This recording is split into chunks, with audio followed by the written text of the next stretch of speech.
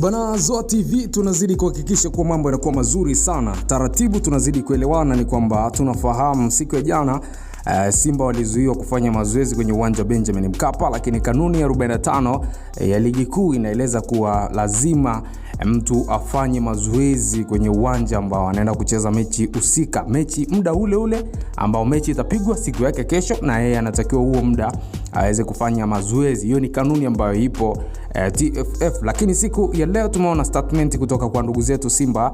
Wao kama wao wamedondosha statement ambayo imezungumza swala zima kuwa hawatacheza, lakini Yanga nao pia wamekuja na statement yao kwa siku leo kuhusiana na game jinsi ambavyo itapigwa. Kila mtu anaamini kuwa game labda imeahirishwa au nini, lakini Yanga wao wameamua kutoa taarifa kwa umma. Taarifa yenyewe inasema uongozi wa Yanga Sport Club unapenda kuwataarifu umma kuwa mchezo wa ligi kuu Tanzania MBC uliopangwa kucheza tarehe 8 mwezi wa 3 2025 dhidi ya Simba saa 1:15 usiku ipo pale. Hakuna mabadiliko yoyote. Yanga Sport Club kama wenyeji wa mchezo tunaamini taratibu zote za mchezo kama ilivyoelezwa kwenye kanuni ya ligi kuu MBC Premier League ziko sawa na maandalizi yote yako tayari. Uongozi wa Yanga utapelekea timu ya uwanja Benjamin Mkapa. Uongozi wa Yanga utapeleka timu uwanja Benjamin Mkapa inaoelekezwa kwenye kanuni, na hautakuwa tayari kucheza mchezo huu siku nyingine tofauti na leo.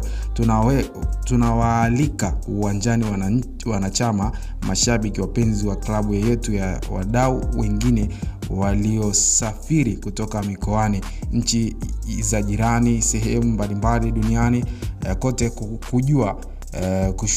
kuja kushuhudia mchezo huu mkubwa wa barani Afrika. Hiyo imetolewa na mtendaji mkuu ameutoa pale wa Yanga, ndo ametoa hivyo. Kwa hiyo unaweza kuona namna gani mambo yalivyo. Lakini kanuni ambayo ilivunjwa kwa siku ya jana ilikuwa inasema timu mgeni itafanya mazoezi kwenye uwanja wa mechi angalau mara moja kabla ya siku ya mechi katika muda tarajiwa wa mchezo husika.